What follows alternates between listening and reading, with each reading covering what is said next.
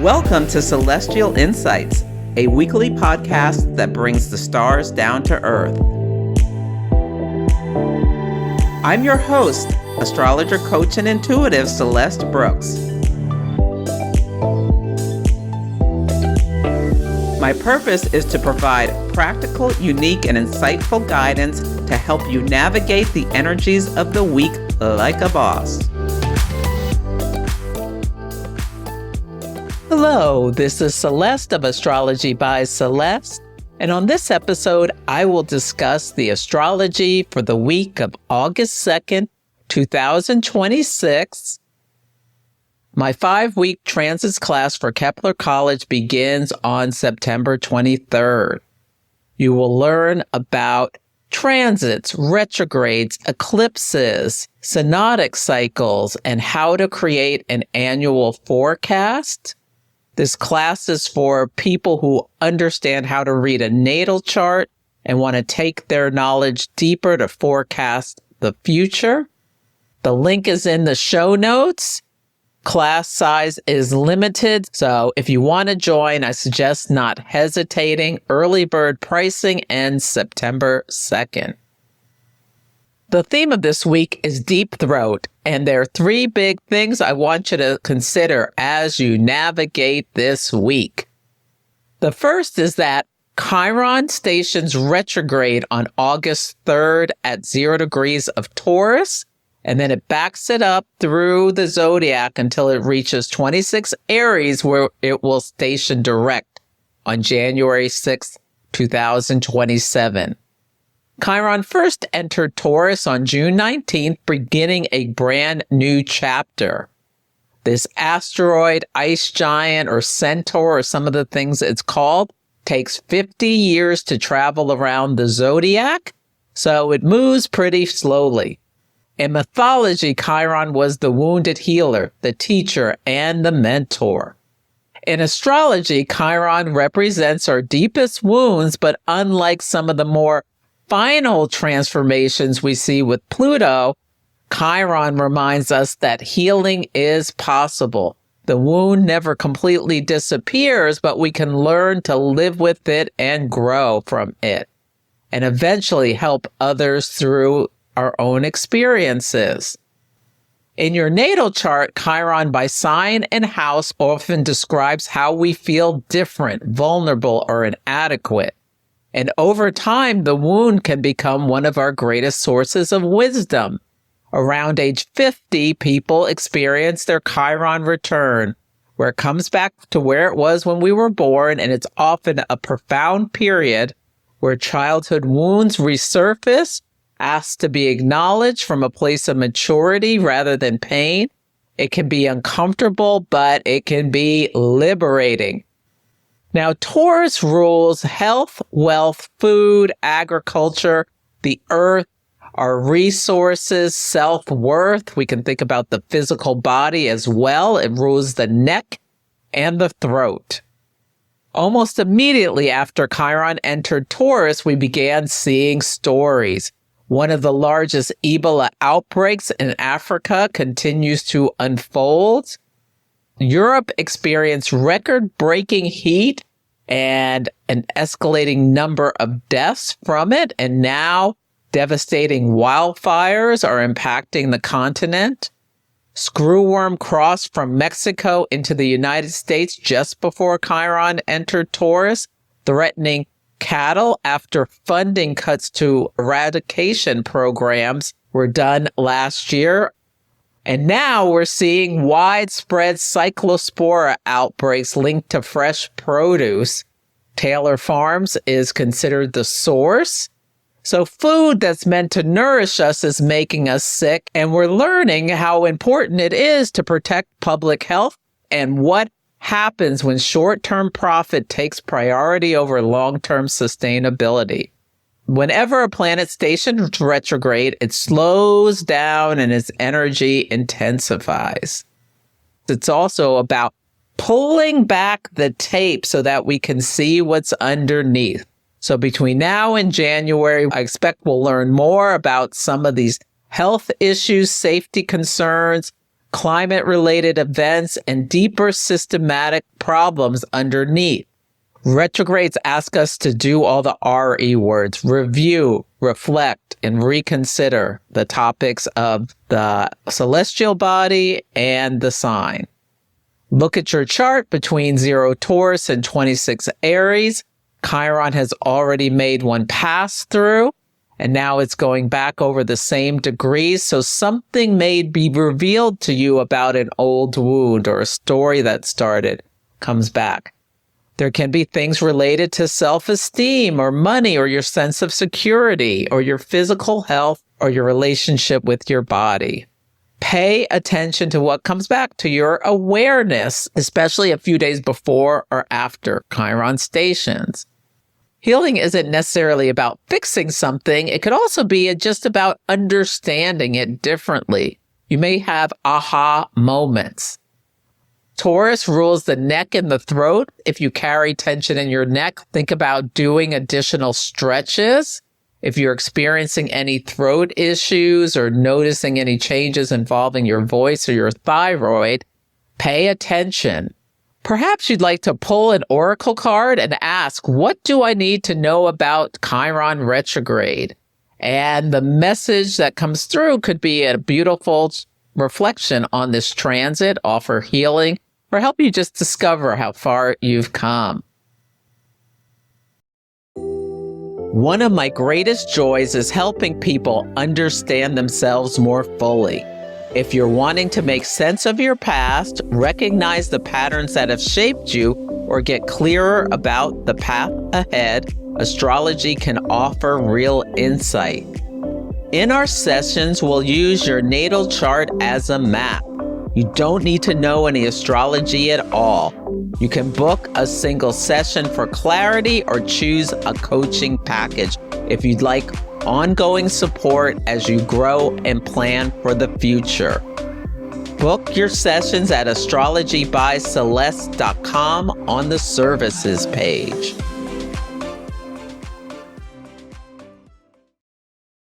The next thing I want to make you aware of is that we have a last quarter moon on August 5th at 13 Taurus. Last quarter moons represent a crisis of consciousness.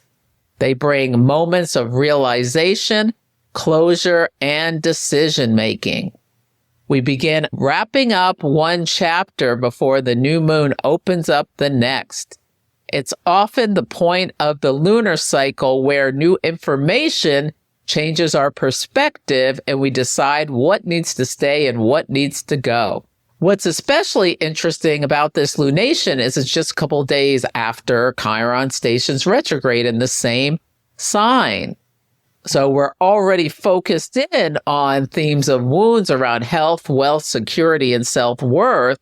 And now the last quarter moon shines a light on these same themes, bringing things up emotionally. It feels like a checkpoint. What have you learned? What are you ready to release? What actions do you need to take based on what you've discovered?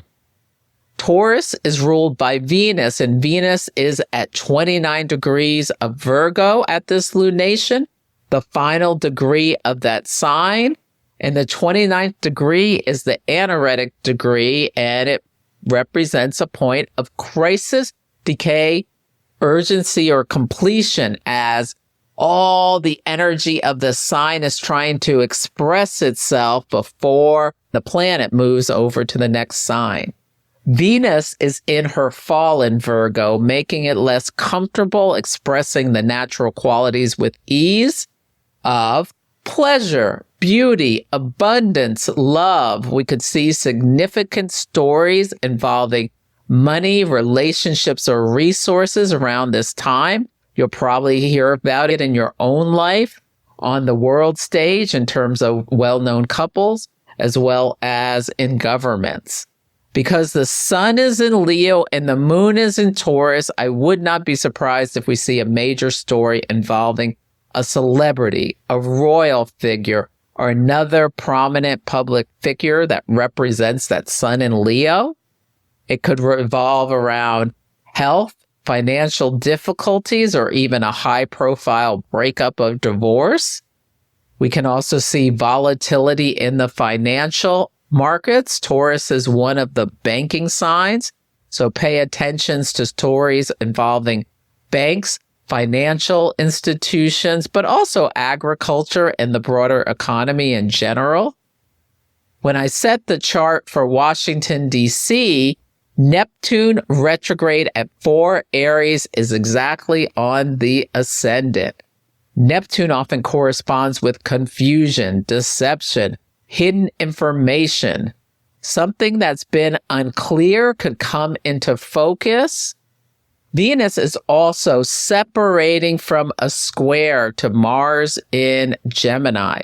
So relationship conversations may still be tense. Notice if you have a partner and there's been like, they want Chinese, you want Italian. They want to watch TV, you want to read a book. Have you had mild friction in relationships? And pay attention so that as Venus in Virgo gets ready to leave that sign, you don't feel this urgency to let all your complaints fly.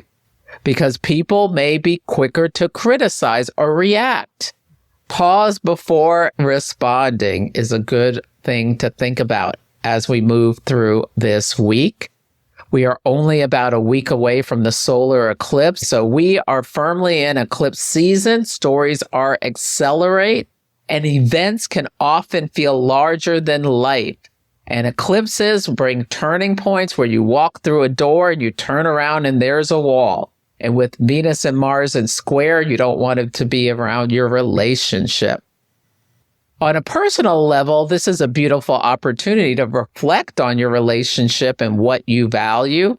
That's the question Taurus asks. What do I truly value? Leo asks, what makes me feel special? So together, they can sometimes tempt us toward luxury, status, or external validation. Maybe instead of buying a Prada bag, watch The Devil Wears Prada. The second one is available. Save yourself a few $1,000s. This combination is a wonderful creative signature. A lot of stage performers have Taurus placements, and performers in general have Leo placements. Regarding the moon phase family, these longer 27-month cycles where we'll have turning points marking where the sun and the moon mark progress by hard aspect every 9 months. You can think back to the new moon at 18 Taurus on May 7, 2024. The sun and the moon were both at 18 degrees of Taurus. Was something seated in your life related to Taurus themes or the house you have Taurus in your chart? You're more likely to remember a story if you have anything around that degree or a degree on either side. The first quarter moon, 9 months later, the sun was in Aquarius and the moon was in Taurus, both at 16 degrees. That was February 5th, 2025. Was there a story about it related back to the new moon? The full moon of this cycle was on November 5th, 2025. The sun was in Scorpio, the moon was in Taurus, both at 13 degrees. What was illuminated to you at this time? And the last quarter moon, the sun in Leo, the moon in Taurus, both at 13 degrees on August 5th, 2026. Give a couple weeks on either side. For myself, I know this cycle has to do with my work with OPA, the Organization of Professional Astrology. I'm a member of the board, and it reflects back to when I started on that journey to where I am now. The last transit I want to make you aware of is that Venus enters Libra from August 6th through September 10th. This shift is beautiful because Venus moves from the sign of her fall, where she is uneasy, into one of her home signs. In Libra, Venus is dignified. She can express her natural qualities of love, beauty, harmony, diplomacy, and fairness with more ease. It's just natural. Libra is an air sign, and the job of air is to communicate, connect, and exchange ideas. The symbol for Libra is the scales, reminding us that this sign is deeply connected to justice, balance, negotiation, and weighing all sides of a situation before making a decision. People with strong Libra energy often are gifted mediators. They know how to collaborate, compromise, and find win-win solutions. It depends on the aspects in their chart. But if they have a well-placed and dignified Venus in Libra, these things can often be a natural talent. The shadow of this sign is people-pleasing, avoiding conflict, not being able to make a decision, keeping relationships so pleasant on the surface that difficult truths never get addressed. During the ingress, as Venus enters this sign, she creates a yod, which is the finger of God aspect, as she moves from 29 Virgo through to 0 Libra. Venus forms a quincunx to the North Node in Aquarius, which is at 29 Aquarius, and Chiron Retrograde in Taurus, which is at 0. Chiron and the North Node are connected by a supported sextile, even though they are in different signs. It's called an out-of-sign aspect. And together, this creates a isosceles triangle, and it's called a yod, the finger of God. Quincunxes are that 150-degree aspect that represents a blind spot. Something needs to be adjusted, or the situations don't seem connected at first. But once we have this larger pattern, we can often see events that come up that feel fated or require us to make an important adjustment when new information comes to light. A story I'm closely watching is the case of Nolan Xavier Wells, this 18-year-old young man, and the circumstances surrounding his death are deeply suspicious. Questions remain about what happened during his trip to an island with some friends, whether they concealed the truth, and whether there'll be accountability. And this case is getting a lot of prominence. Nolan is a young black man. He was with all white friends, and this happened in the deep South in Mississippi. So there are questions about whether racism played a part in his death. His natal Neptune is at 20 Aquarius, and that's the degree opposite the upcoming solar eclipse at 20 Leo, making this feel like an eclipse story that will continue to unfold over many weeks. Chiron retrograde has a way of pulling back the tape and revealing details that were previously hidden. And Venus in Libra raises the themes of justice, relationships, legal accountability. But justice is coming, I believe. It happened during Mercury retrograde, so the evidence track has laid down. Another story I'll be watching is about Mitch McConnell. At the time I'm recording this, there are ongoing questions about his health, whether he's fit to serve, or frankly, whether he's even alive. He went to the hospital back at June 14th, and the paramedics showed no urgency whatsoever getting him from the house to the ambulance. His natal Mars and Saturn are in Taurus right about 20 degrees. So that squares this 20 degrees solar eclipse in Leo. There's been some pictures put out that make people think that they are AI. But the governor of Kentucky, the state he represents, has demanded accountability for him to be available to answer questions about whether he is able to serve his role.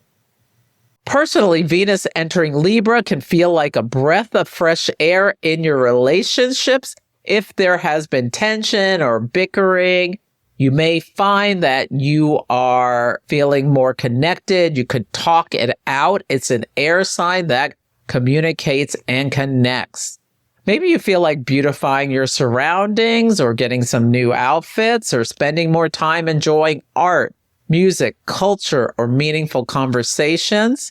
It's a wonderful time to negotiate agreements, mend relationships, or look for common ground. Now, at the same time Venus enters Libra, it begins to oppose Neptune retrograde in Aries while forming a harmonious trine to Uranus and Gemini. Neptune can blur reality, making it easy to project fantasies onto people or situations. Uranus can bring sudden insights or unexpected awakenings or excitement. So together, these aspects suggest that when new relationships or opportunities can feel really exciting, it's wise to tread carefully, move slowly, let people earn your trust over time. As Maya Angelou famously said, when someone shows you who they are, believe them. That's especially good advice during Venus-Neptune combinations because this is rose-colored glasses. Enjoy the romance, but don't ignore the red flag. And real harmony is not created by avoiding difficult conversations. It's created by telling the truth with kindness, leading with an open heart, and striving for fairness for everyone involved. As you move through this transit, ask yourself, where in my life am I being asked to choose authenticity over people-pleasing? The theme I've chosen for this week is Deep Throat. It's provocative, but so is the astrology. Most people know Deep Throat as the controversial 1972 film starring Linda Lovelace that became a cultural phenomenon.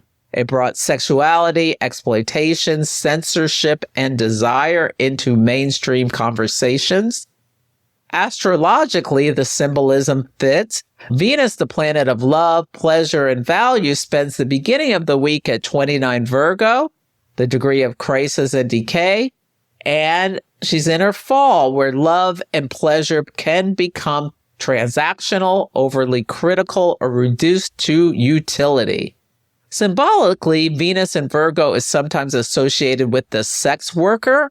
Then Venus crosses into Libra, her home sign, where she rules justice, relationships, diplomacy, and fairness. The story moves from the private bedroom to the public courtroom. The other meaning of Deep Throat, of course, is the anonymous whistleblower who helped expose the Watergate scandal. His name was secret for decades. Since then, Deep Throat has become shorthand for hidden sources, buried truths, and powerful secrets finally coming to light. And that's what this week's astrology is pointing towards. Deception and secrets may be revealed. The word duplicity comes to mind. Someone may not be who they claim to be. A carefully crafted public image could crack. A hidden relationship, financial arrangement, past behavior, or long-buried secret may suddenly become public. And this could be about a well-known figure, but you also may experience this in your own life. Notice if you learned some or have ignored some uncomfortable truths about someone you've idealized. Have you overlooked red flags because you wanted the story you were telling yourself to be true?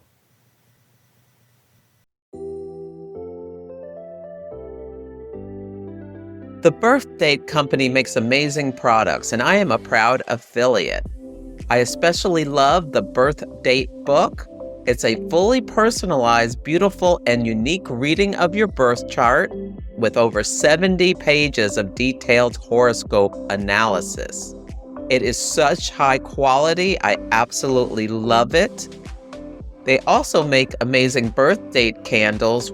You can get it for yourself or as a gift for someone else. So check out the store and use my coupon code Celeste10 for a 10% discount. Go to bit.ly/3PW3NFM. You can find that in the link in the show notes. Enjoy.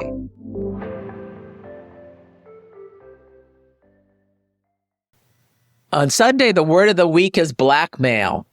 The Pisces Moon squares Mars and Gemini at 24 degrees, and then we have a disseminating moon at 25 degrees of Pisces at 4:46 a.m. Pacific time.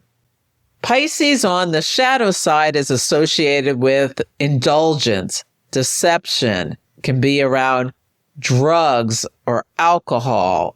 And with Mars, this feels like someone could be threatened about, if you don't do what I say, I will tell your secrets about potentially a relationship, because then the Pisces moon is also opposite Venus and Virgo at 25 degrees. So notice if there's a story that comes out about kompromat, someone who's been blackmailed, and we find out that compromising material was used to influence their decisions. It could be someone in the government or in a business. You may see your kids, one threatening the other about, I'll tell mom about how you ate that cookie kind of thing.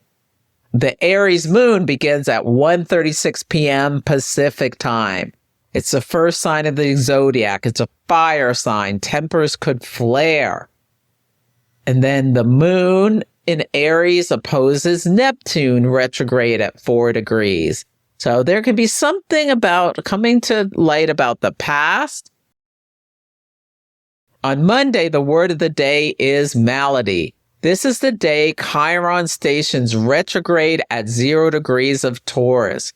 Notice if someone is telling you that they are sick or talking about someone with an illness. The moon meets Saturn retrograde at 14 degrees of Aries, so bringing themes up. People are feeling pressure, limited, responsible, or facing some kind of hardship. It could literally be around fire. With the North Node in Aquarius, the malady could be physical, emotional, psychological, or societal. So notice what the big stories or what people are talking about. On Tuesday, the word of the day is fatigue. The Aries moon squares Mercury and Cancer at 23 degrees of each sign.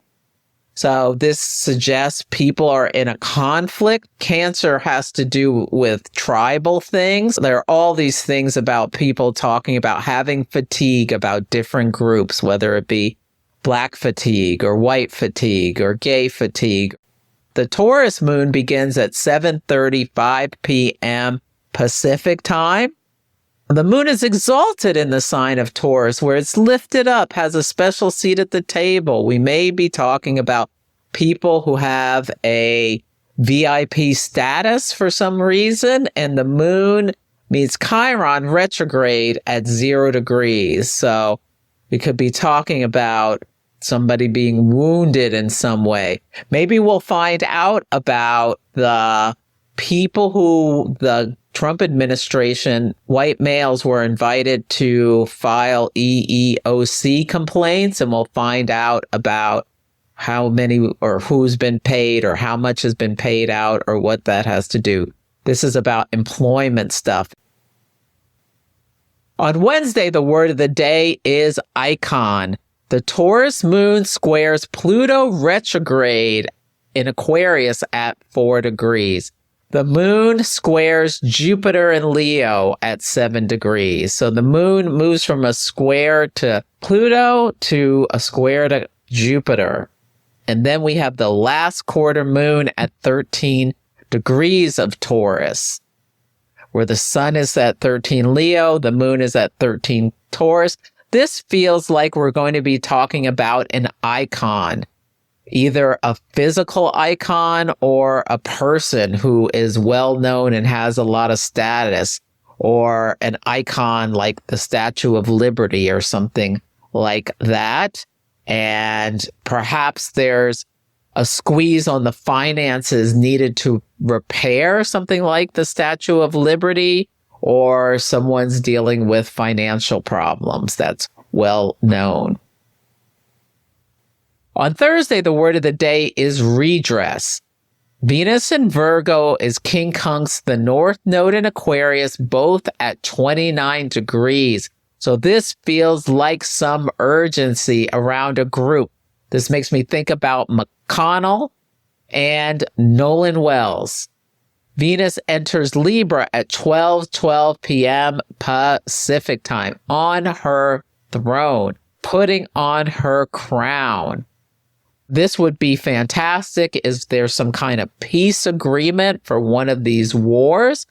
The Sun in Leo is trine Saturn retrograde in Aries. They're both at 14 degrees. So stories about this decision making about one of these wars around the world can be very much in the news. And this is the day Mercury in Cancer exits its shadow. Some of the big stories during the Mercury retrograde transit include birthright citizen being upheld. Immigration is a topic related to Cancerian themes of home and homeland. During the World Cup, tribalism made news during the retrograde when the senator from Paraguay said horrible racist things about the star player in France.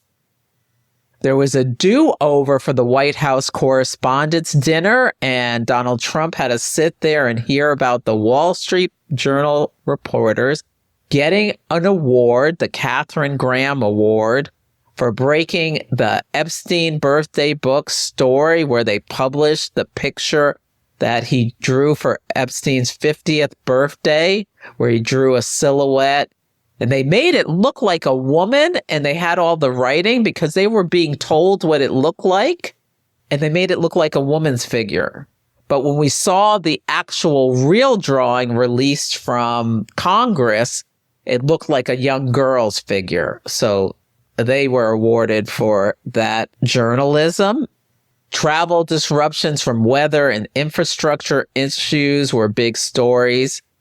The Nolan Wells case. Nolan Wells went missing during Mercury retrograde. Then he was found dead. There was a story about his phone, and his parents had to go find it. There's audio from phones. Phones are going to be the thing that gets the people who harmed him or covered things up, gets them in trouble, and I believe they'll be held accountable. The Taurus Moon then squares the nodes at 29 degrees. The South Node in Leo and the North Node in Aquarius. Squares to the nodes are choice points. So you may have a choice point, something coming up around your feelings of self-worth or your values related to Leo topics. Can you put away your pride? And North Node in Aquarius, be okay to be your own individual self. Be okay with being different. The Gemini Moon begins at 11:57 p.m. Pacific time. Gemini is a mutable air sign. Things are going to start moving quick, fast, fast, fast. On Friday, the word of the day is duplicity. Things could get really windy as the moon in Gemini meets Uranus at 5 degrees. So these two energies are going to be fused. This could be you run into someone who all of a sudden is just talking, and they won't stop. It could be like a tornado coming in, and the tornado could be like a person who's quick talking and fast talking. There could be something exciting, but with Venus in Libra, King Kong's Chiron retrograde at 0 Taurus, there could be something that comes to your conscious attention that you have to release and let go of something. Like you may find out your relationship, you think you have the same exact values, and you can find out they value something a little bit different, and it may feel a little wounding. It could be you just assume that person thought the same way that you did.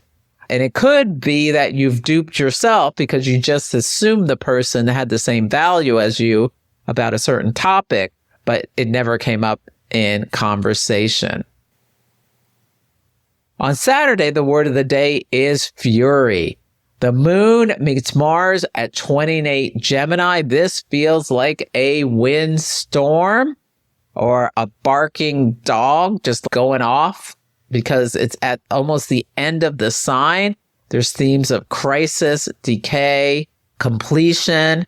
Like somebody's got to say everything they wanted to say about this topic before the moon changes signs, and it can be just moving quickly. Be mindful of sharp objects. This could be someone cuts their finger. Gemini rules the hands. And then curses could be how it shows up. So that's it for this week's episode. Feel free to email me at celeste@astrologybyceleste.com with any astrology and action stories, or let me know how the daily themes are playing out for you. Take care, and I'll catch you next week. Thank you for listening to Celestial Insights. To learn more about my work, please visit my website, astrologybyceleste.com, where I offer personal readings, horary consultations, cosmic coaching, group events, and classes to help guide people to higher levels of fulfillment. You can also find me on Instagram, YouTube, TikTok, and Facebook at Astrology by Celeste. If you enjoyed Celestial Insights, please help others find the show. Follow, rate it 5 stars, or write a nice review. I would so appreciate it. I'm astrologer, coach, and intuitive Celeste Brooks, and I'll be back next week.